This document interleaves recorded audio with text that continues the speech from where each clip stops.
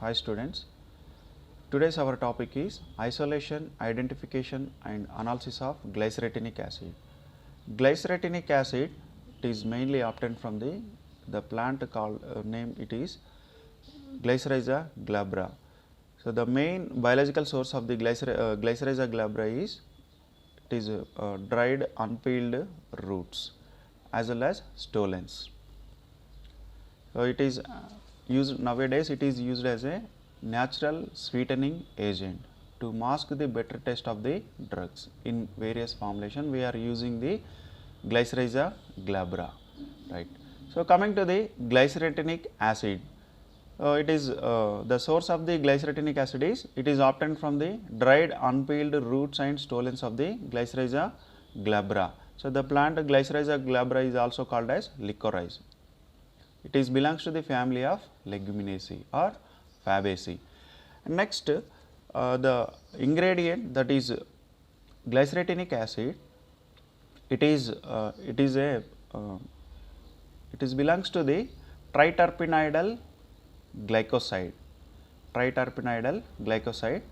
Okay. So the main aglycan part is called glyceretinic acid. Aglycan means generally glycosides are composed with the both glycans as well as aglycan. Glycans are nothing but various sugar molecules that is attached with the aglycan part or aglycan moiety. Aglycan moiety, so which is responsible for the therapeutic action of the glycoside, right. So the aglycan moiety, so that is glyceretinic acid, it is composed with the triterpenoidal structure. Terpenoid means which is having the terpene structure.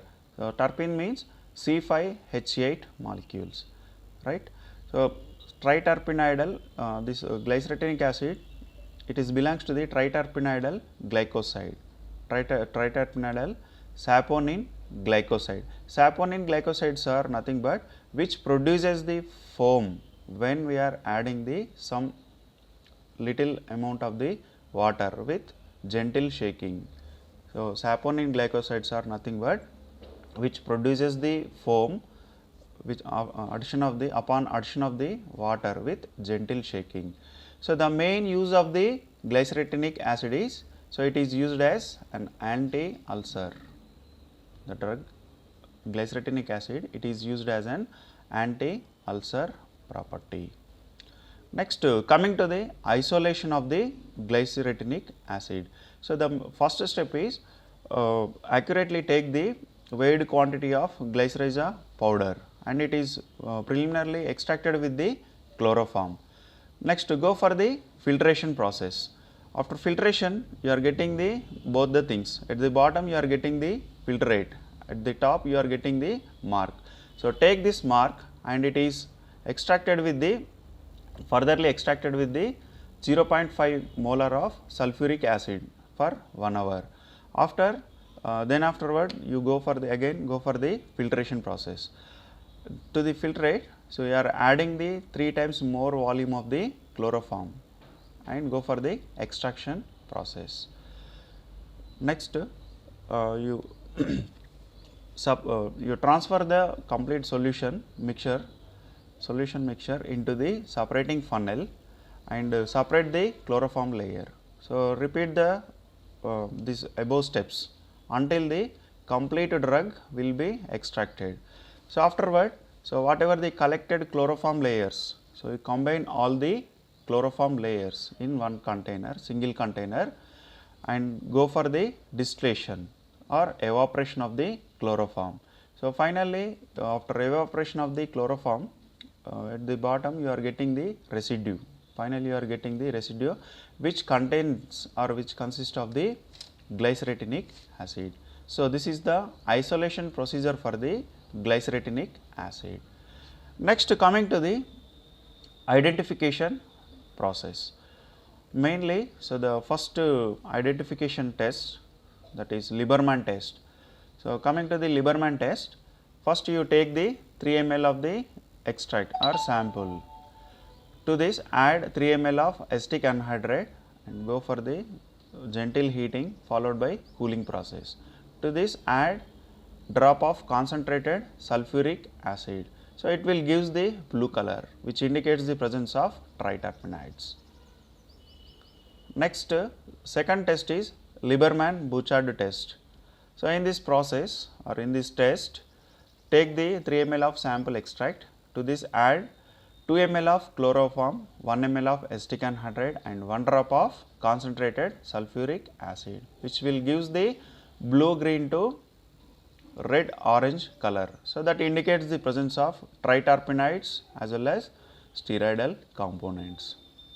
So, one is the Lieberman test and another test is Lieberman-Bouchard test.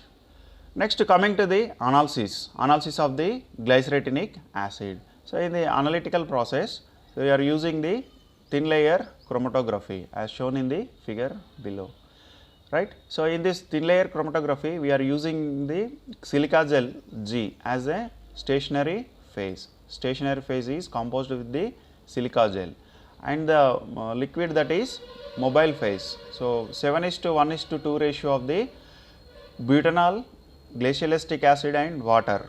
So, it acts as a mobile phase. Next, the spraying agent after completion of the thin layer chromatography. So, you are sprayed with the anisaldehyde sulfuric acid reagent. Okay. So, after spraying, so go for the heating at 111 degree centigrade for 10 minutes. So, after completion of the heating process, you transfer into the UV chamber. So, at 366 nanometer, it will gives the blue color fluorescence as shown in the figure. So, this indicates the presence of glycyrrhetinic acid, analytical procedure for the glycyrrhetinic acid. So, another analytical method is colorimetric method. In the colorimetric method, you take the sample and to this add anisaldehyde and sulfuric acid. It shows the purple color at the 556 nanometer. So, this indicates the presence of glycyrrhetinic acid, analytical procedure for the glycyrrhetinic acid. Thank you.